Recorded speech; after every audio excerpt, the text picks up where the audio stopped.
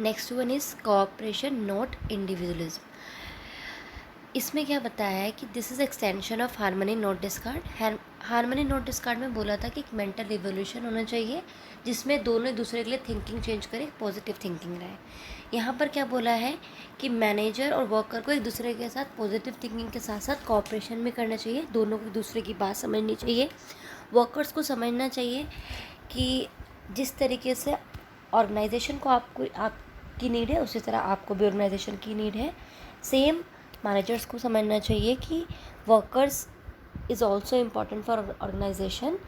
तो यहाँ बोला है according to this principle worker and manager must work in cooperation. The management must take workers in the confidence before setting up the standard task for them. कोई भी आप standard task बना रहे हो, कोई भी रूल्स बना रहे हो, first taken into the consideration the needs of worker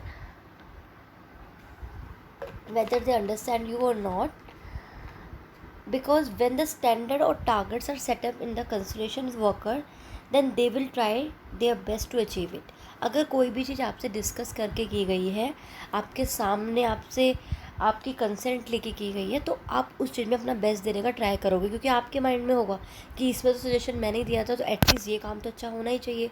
तो बेटर है ना कि आप वर्कर्स को अपने कॉन्फिडेंस में लो, आप उनसे कंसल्ट करो so that they become the part of your decision. तो अगर वो ऐसा पार्ट बनेंगे तो वो अच्छे से अचीव कर भी पाएंगे आप। To have cooperation management should welcome good suggestions of employ and they should rewarded for their suggestions. अगर आप चाहते हैं कि मैनेजमेंट को कोऑपरेशन मिले वर्कर्स का, तो आप उनके सजेशंस का वेलकम करो, ये नहीं कि उन्हें अवॉइड करो, साथ ही साथ उनको रिवॉर्ड दो उनके सजेशंस के लिए। At the same time worker should not go on strike and make unreasonable demands. अब ये नहीं है कि सारे काम सिर्फ मैनेजमेंट ही करेगा, वर्कर्स को भी क्या करना है, स्ट्राइक पे नहीं जाना है, अनरीजनेबल डिमांड नहीं करनी है और अपने मैनेजमेंट के साथ कोऑपरेट करना है। The next one is development of worker to their greatest efficiency and prosperity. This is also an important principle. देखो, किसी भी वर्कर की एफिशिएंसी इंक्रीज़ होनी चाहिए। अगर आप ऑर्गेनाइजेशन में काम कर रहे हो तो ठीक बात है ना कि आपको एक्सपीरियंस भी मिल रहा है उस चीज़ का। और एक्सपीरियंस कब मिलेगा, जब आपको आपके अकॉर्डिंग का वर्क दिया हुआ है। तो भाई जब आप जॉब में एक पर्सन को सेलेक्ट कर रहे हो तो उसकी क्वालिफिकेशन के अकॉर्डिंग उसको उसी तरीके का काम दो जिसके लिए वो डिज़र्व करता है, एज वेल एज उसने जिस जिस चीज़ के लिए वो प्रिपेयर है। अगर आप उससे वो काम नहीं करवाओगे तो उसका जो मेन हुनर है वो तो कहीं पर हाइड हो जाएगा।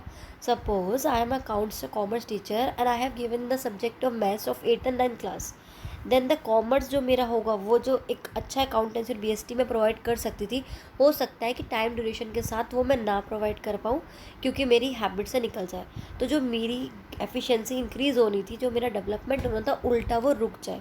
तो इसी तरीके से कंपनी के जो वर्कर्स को आप सेलेक्ट करते हैं, तो जो उसकी जॉब सेलेक्ट कर रहे हैं वो उसकी क्वालिफिकेशन के अकॉर्डिंग करो, उसको टाइमली आप इनफैक्ट ट्रेनिंग दो फर्दर स्टडी के लिए, उसके फर्दर वर्क के लिए, कि वो आगे और अच्छे लेवल पे काम कर सके। ये नहीं कि उसके एफिशिएंसी की तरह काम नहीं दिया। अगर आपने गब्बर मूवी देखी हो तो उसमें क्या होता है, सुनील ग्रोवर जो है उसके मार्क्स अच्छे थे but due to some reason उसको जो पोस्ट मिली थी वो कम मिली थी। अब वो पोस्ट कम होने की वजह से उसका जो डेवलपमेंट था वो उतना अच्छा नहीं हो पा रहा था। रीज़न कि जो उसको काम करना चाहिए था वो मिला ही नहीं था, वो उसमें उसको ट्रेनिंग ही नहीं मिल रही थी। तो वही चीज़ है कि अगर आपको आपके अकॉर्डिंग काम दिया जाएगा जो आप जिसके लिए डिज़र्व करते हो, आपने चार्टर्ड अकाउंटेंसी कोर्स किया तो आपको सीए की पोस्ट मिलनी चाहिए ना। Why you will take the post of accountant?